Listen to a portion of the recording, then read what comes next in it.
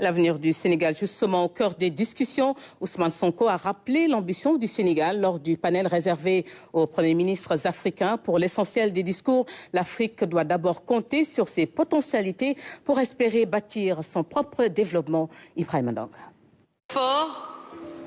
Un panel placé sous le signe de la Renaissance africaine. En cette matinée d'ouverture de la cérémonie officielle, le berceau de l'humanité est à l'honneur. Devant une assemblée composée de profils différents venus un peu partout dans le monde, la parole des chefs de gouvernement résonne. Un contenu qui s'articule pour l'essentiel autour du développement du continent africain. Nous avons des destins liés.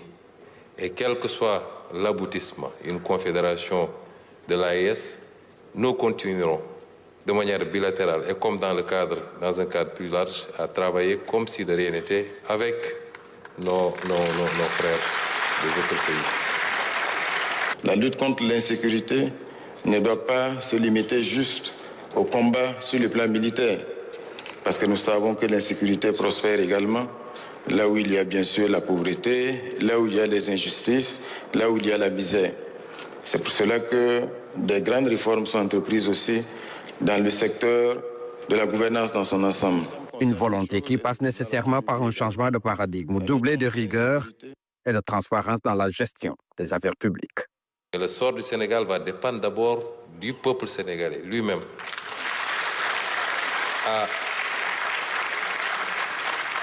À faire le sursaut qu'il faut à travers ce plan de redressement économique et social. Prioritairement, d'abord, ça va dépendre de cela. Ça va dépendre des efforts d'assainissement budgétaire que nous allons faire et qui nous crédibilisent nous-mêmes vis-à-vis de nos partenaires. Ça va dépendre certainement du réexamen d'un certain nombre de facteurs, notamment intégrer ce qui doit l'être en termes budgétaires pour avoir la réalité qu'il faut. L'Afrique aux Africains, comme disait Bagnès dans ses écrits, mais faudrait-il alors une certaine prise de conscience, s'adapter donc aux exigences de l'heure pour relever les défis. C'est une très belle revanche sur l'histoire, c'est-à-dire sortir de l'Afrique par le Sénégal. J'ai retenu 3 mots-clés de cette rencontre: décision, confiance et action. Au moment où le Sénégal rejoint le cercle restreint des pays producteurs de pétrole, Ousmane Sonko plaide pour une gestion rigoureuse et responsable des ressources naturelles. Et nous devons choisir notre modèle, fabriquer notre modèle par nous-mêmes. Et ce modèle-là, à mon avis, se fera par une bonne gestion de nos ressources, une bonne réappropriation de nos ressources naturelles, une discipline budgétaire sans faille, un train de vie qui correspond à nos capacités et privilégier maintenant le partenariat, l'investissement direct étranger sur la dette, une certaine forme de dette, tendre la main à nos partenaires internationaux en leur disant le cadre est assaini, il est incitatif, venez investir pour un partenariat gagnant-gagnant. Nous ne tendons pas la main, nous ne voulons pas de dons. Ce que nous voulons, c'est qu'ensemble, nous co-construisons un développement qui soit mutuellement bénéfique.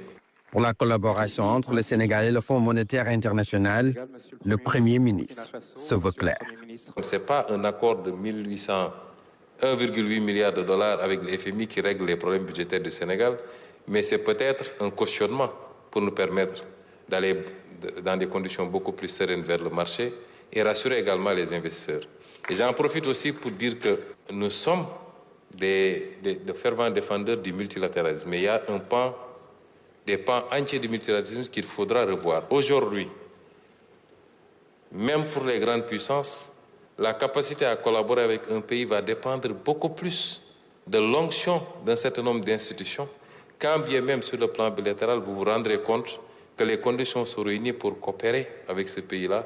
Mais on va dire, nous attendons l'avis du FMI, nous attendons, et ça va déteindre aussi sur la notation. À Diamniadio, la carte de l'attractivité se joue à fond. Avec la 2e édition Invest in Sénégal, l'APIX mise sur une enveloppe de 10 000 milliards de francs CFA d'intention à financement. Une somme qui va participer davantage à booster l'économie sénégalaise.